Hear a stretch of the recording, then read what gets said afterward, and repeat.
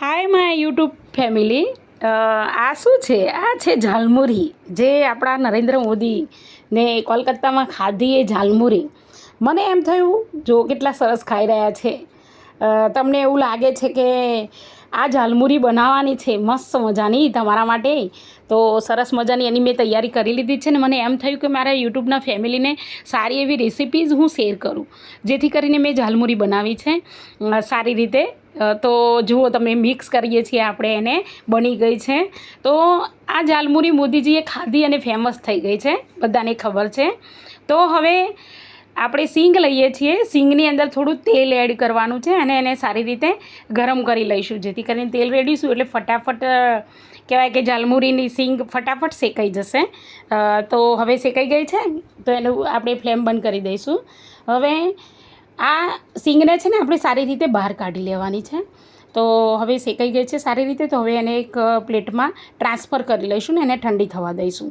પછી આગળની પ્રોસેસમાં મેં મમરા છે ને ચાળીને રાખેલા છે, તો મમરાને સારી રીતે મેં ચાળી લીધા છે. હવે આપણે એની ઝાલમુરી બનાવવાની શરૂઆત કરી દઈએ. જો મમરા આવા સાપકણ કરી લીધા છે.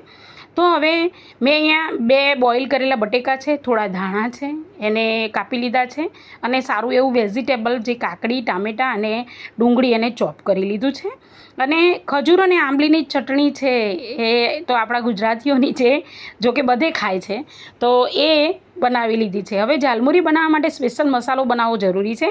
તો સ્પેશિયલ મસાલો બનાવવા માટે અહીંયા આપણે મરચું લેવાનું છે, મીઠું લેવાનું છે અને મેં ચાટ મસાલો લીધો છે. હવે એની ઉપર આપણે તેલ રેડીશું.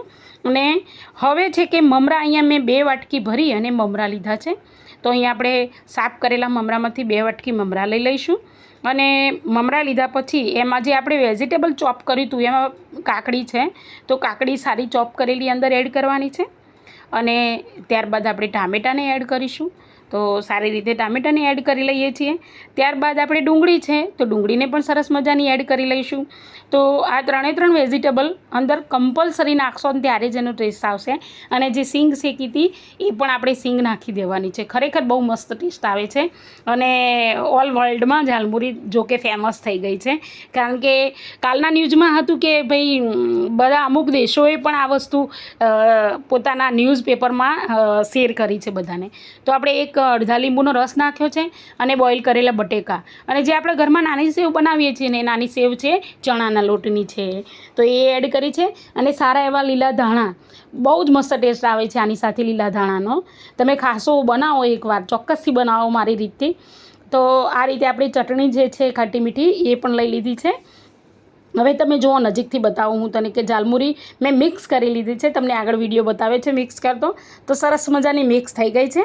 તો હવે આપણે એને પ્લેટમાં પ્લેટિંગ કરી લઈશું. જો તમને હું નજીકથી બતાવું કે શું ઝાલમુરી દેખાય છે, ખરેખર મસ્ત છે. તો આપણે પ્લેટિંગ કરી લઈએ. અને એક વસ્તુ કે મેં આ ઝાલમુરીનો કોર્ન પણ બનાવ્યો છે, જે તમને આગળ બતાવ્યો, હું નજીકથી બતાવું. જુઓ, ખરેખર એનો લુક આટલો સરસ છે, તો એનો ટેસ્ટ તો સારો જ હશે, કારણ કે આપણા મોદીજીને ભાવી ગયો છે. તો સરસ મજાની ઝાલમુરી બની અને એને અહીંયા તૈયાર છે.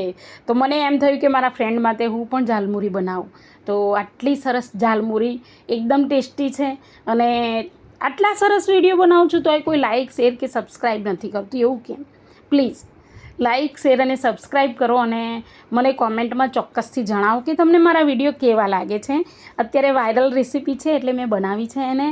અને તમે મને કોમેન્ટમાં સારું કે નથી સારું એ પણ ચોક્કસથી લખી અને મને જણાવજો. હું નથી કહેતી કે તમે વખાણ જ કરજો.